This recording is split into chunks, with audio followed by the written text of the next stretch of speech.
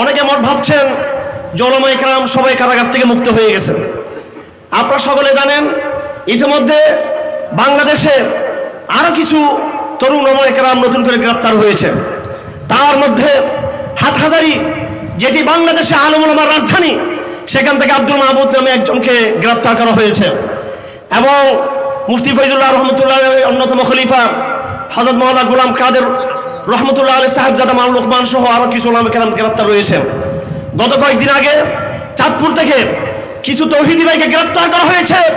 শুধু এই জন্যই তারা ফিলিস্তিনে টাকা পাঠিয়েছিল এবং তাদের মামলা এজাহার যেমনটি পত্রিকায় এসেছে লেখা হয়েছে জঙ্গি অর্থায়ন। আমি জিজ্ঞেস করতে চাই, ফিলিস্তিনে যদি হামাসের জন্য এবং আগ্রাসী ইসরায়েলি সৈন্যের বিরুদ্ধে জিহাদে এবং মুসলিম মানবতার জন্য যদি কেউ সাহায্য পাঠিয়ে থাকে, সেটা যদি জঙ্গি অর্থায়ন হয়ে থাকে, তাহলে আওয়ামী লীগের আমার আত্মীয় রয়েছে চট্টগ্রামে, এমপিরা রয়েছেন, বর্তমান আওয়ামী লীগের সরকারের যারা আমার আত্মীয় রয়েছেন, তাদের সন্তানরা চাঁদা করে ফিলিস্তিনের রাষ্ট্রদূতের কাছে টাকা দিচ্ছেন, তাদের থেকে জঙ্গি অর্থায়ন হবে না? এই জন্য আমি আজকের এই মহাবাস থেকে, আজকের আয়োজন থেকে দেখতহীন কণ্ঠে আওয়াজ তুলছি, জিজ্ঞেস করতে চাই, যারা কারণে নির্যাতিত উলামায়ে কেরাম রয়েছেন, আপনার এই দাবি শুধু একমত কিনা? অন্যায়ভাবে ইনোসেন্ট নির্দোষ যে সমস্ত মুসলিমদেরকে গ্রেফতার করা হচ্ছে, অবিলম্বে সবাইকে ছেড়ে দিতে হবে, মুক্ত করতে হবে সবাইকে। নম্বর 2, শিক্ষানীতি সম্পর্কে আপনারা সকলে জানেন, যা হওয়ার হয়ে গেছে। এখন বর্তমান জুন মাস শুরু হয়েছে, June, July, August, September, October, November মাস। আগামী নভেম্বর ডিসেম্বরের আগে সরকারের কাছে দাবি থাকবে, শিক্ষাবর্ষ 2025 সাল শুরু হওয়ার আগেই এমন এক শিক্ষানীতি প্রচলন করতে হবে। বিগত শিক্ষানীতিতে যা ছিল, শিক্ষা সিলেবাসে যা ছিল 2013 সালে, 23 সালে, 22 সালের, সেগুলোকে সংশোধন করে নতুন এক শিক্ষা ব্যবস্থা চালু করতে হবে উলামায়ে কেরামদের সাথে পরামর্শ করে। এবং এনাফ সময় রয়েছে সরকারের হাতে, এই কয়েক মাস সরকার উলামায়ে কেরামদের সাথে পরামর্শ করে আশা করি সঠিক সিদ্ধান্ত নেবেন। আমার তৃতীয় কথা হলো, আমার ভাইয়েরা, বহুমুখী চক্রান্ত আমরা পড়ে গিয়েছি। ফিলিস্তিন কেন্দ্রিক আন্তর্জাতিক গ্লোবাল ইহুদিবাদী শক্তি, খ্রিস্টানবাদী শক্তি আজ আমাদের বিরুদ্ধে ঐক্যবদ্ধ হয়েছে। যে কথাগুলো আমরা বলার কারণে আমাদের জঙ্গিবাদের তকমা দেওয়া হয়েছিল, সেই কথা আমাদের প্রধানমন্ত্রী কয়েকদিন আগে বলেছিলেন, কথা ঠিক কিনা? তিনি বলেছিলেন পার্বত্য চট্টগ্রামকে কেন্দ্র করে খ্রিস্টান রাজ্য তৈরির সৃষ্টির একটি পায়তারা করা হচ্ছে। আমরা প্রধানমন্ত্রীর বক্তব্যের সাথে ঐক্যমত পোষণ করছি আমরা, এবং সাথে সাথে আমি আহ্বান করব, তিনি যদি এবং তার সরকার এবং এদেশে অবৈধ তৌহিদ জনতাকে নিয়ে যদি সেই চক্রান্তকে মোকাবেলা করতে চান, আমরা সেই যুদ্ধে, আমরা কিন্তু সেই সংগ্রামে আমরা শরীক থাকব। পাশাপাশি আমি দৃষ্টি আকর্ষণ করছি, শুধু কেবল খ্রিস্টানবাদের চক্রান্ত নয়, এই দেশে হিন্দুত্ববাদ, পৌত্তলিকতার চক্রান্ত আরো গভীরভাবে প্রসারিত হয়েছে, সে সম্পর্কে সাবধান হতে হবে। 4 নম্বর কথা বলে শেষ করে দিচ্ছি, সেটা হলো আপনাদের উদ্দেশ্যে, আমার ভাইয়েরা, আমরা এই আমাদের দাওয়াতি সংগ্রামে, এই জিহাদি সংগ্রামে আমাদের সফল হতে হবে। তার জন্য আমাদের অনেক রকমের প্রস্তুতি দরকার। সবার আগে যেটা আমাদের দরকার, সেটা হলো ঐক্যবদ্ধভাবে একজন আমিরের আন্ডারে আমাদের আনুগত্য ঘোষণা করা। আমি ব্যক্তিগতভাবে আমির মুহতারাম আল্লামা শেখুল ইসলাম মহিবুল্লাহ বাবনগরী হাফিজুল্লাহর কাছে আমি আমার আনুগত্য ঘোষণা করলাম, আমি আমার বায়াত ঘোষণা করলাম। আমি আমার বাংলাদেশের কোটি কোটি তৌহিদ জনতাকে বলবো, এটা নতুন কোনো কিছু নয়। ফেরাউন বিরোধী সংগ্রামে মুসা আলাইহিস সালামের হাতে সমস্ত পরিচয় ঐক্যবদ্ধ বায়াত প্রাপ্ত ছিল।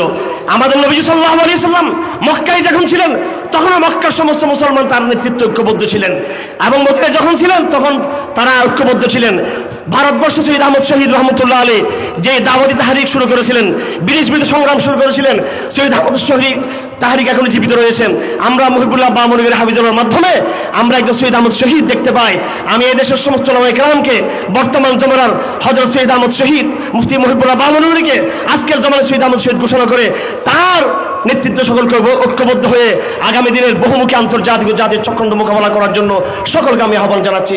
ধন্যবাদ সকলকে। আসসালামু আলাইকুম ওয়া রাহমাতুল্লাহি ওয়া বারাকাতুহু। হিন্দুত্ববাদী শক্তিগুলো বিভিন্ন ধরনের ষড়যন্ত্র করে যাচ্ছে, আমাদের আগামী প্রজন্মকে দ্বীন ইসলাম থেকে বিচ্যুত করার জন্য বিভিন্ন ধরনের অপকৌশল করছে।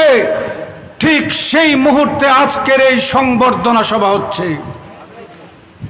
আমিরে মুহতারাম কায়েদে মিল্লাত আল্লামা শাহ মুহিবুল্লাহ বাবনগরী হাফিজাহুল্লাহ সামনে রেখে একটি কথাই বলতে চাই, আমিরে হেফাজত, এদেশের উলামায়ে কেরাম, এদেশের ইসলামপন্থী জনগণ জেল খেটেছে, নির্যাতিত হয়েছে, আরো জেল খাটবে, আরো নির্যাতনের শিকার হবে, কিন্তু বাতিলের তাগুতের সাথে মাথা নত করবে না ইনশাআল্লাহ।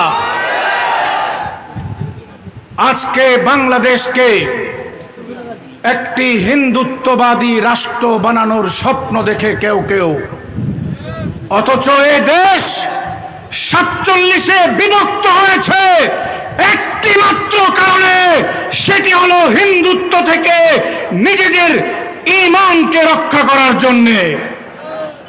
পরিষ্কার বক্তব্য, জেল আমরা খাটবো, ফাঁসিতে প্রয়োজনে জ্বলতে রাজি আছি, কিন্তু নিজেদের ঈমানকে বিক্রি করতে রাজি নাই।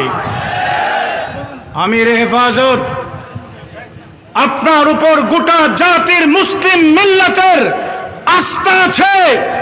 আপনি কর্মসূচি ঘোষণা করবেন, এদেশের ইসলামপন্থী জনতার প্রাণের রহবর আল্লামা মামুনুল হকের নেতৃত্বে এদেশের নওজোয়ান উলামায়ে কেরাম, নওজোয়ান হেফাজত নেতৃবৃন্দ নিজেদের জান কুরবানের জন্য প্রস্তুত আছে। আপনারা কি আমিরে হেফাজতের নির্দেশে নিজের জীবন কুরবান করার জন্য প্রস্তুত আছেন? আমিরে হেফাজত আজকে ব্রাহ্মণ্যবাদী শক্তির সাথে কোনো আপোষ নাই। পরিষ্কার কথা, যারা ইসলামী লেবাস ধারণ করে এই তাগুতের সাথে আপোষ করবে, তাদের সাথে আমাদের কোনো আপোষ নাই। আল্লাহ আমাদেরকে তৌফিক দান করুন। প্রয়োজন হলো সীসা ডালা ঐক্যের, প্রয়োজন হলো নিজেদের ভিন্ন ভিন্ন ফিকিরকে এক মার্কাজে এনে এক ফিকিরে একভূত করা। আমরা ভিন্ন ভিন্ন ফিকির করি, নিজেদের ফিকিরটাকে শ্রেষ্ঠ ফিকির মনে করি না। আমার ফিকিরকে সবার সাথে ঐক্যবদ্ধ করে যদি আমি কাজ করতে পারি আমার মধ্যে, তাহলে প্রকৃত উম্মার প্রতি দরদ আছে। যারা নিজেদের ফিকিরকে শ্রেষ্ঠ ফিকির মনে করেন, তাদের দিয়া কাজ হবে না, এটা ইতিহাস বলে। আমরা আশা করব আগামী দিনে ঐক্যবদ্ধ সীসাডালা প্রাচীরের নেই আন্দোলন সংগ্রাম চলবে। সেই আন্দোলনের মধ্য দিয়ে এ ভূখণ্ডে ইমারতে ইসলামিয়া প্রতিষ্ঠিত হবে। আমরা যেই ফিতনার মোকাবেলা করতেছি, সেই ফিতনা হলো নাস্তিকবাদের ফিতনা। এই ফিতনার পৃষ্ঠপোষক সরকার করতেছে, ঠিক কিনা? আর সরকার হলো ভারতের ম্যাজিক সরকার, ঠিক কিনা? এই জন্য 2013 সাল থেকে 2024 সাল পর্যন্ত হেফাজত ইসলামের ব্যানারে বাংলাদেশের তো আলেম ওলামা তৌহিদ জনতা বহু শাহাদত বরণ করেছে, রক্ত ঝরিয়েছে, জেল জুলুম অত্যাচারের শিকার হয়েছে, ঠিক কিনা? সুতরাং সবাই ভালো করে খেয়াল করে রাখতে হবে, এই নাস্তিকবাদের উত্থান, এই নাস্তিক ফিতনার মোকাবেলা করতে যত জান দিতে হয় সব জান দিতে প্রস্তুত থাকতে হবে। ওলামায়ে কেরামদেরকে লক্ষ্য করে বলবো, নবী আম্বিয়া আলাইহিস সালাম কোন জমিনের বাদশা ছিলেন, আপনারা হলেন রাজপুত্র। সুতরাং বাদশা যেরকম রাষ্ট্রীয় ক্ষমতা ছাড়া ক্ষান্ত হয় না, যারা রাজপুত্র এই দেশের শরিয়া আইন বাস্তবায়ন হইতে হবে, নয়তো ক্ষমতা ছাড়তে হবে। এর তৃতীয় নম্বর কোন স্রোতে রাজি হইতে পারে না।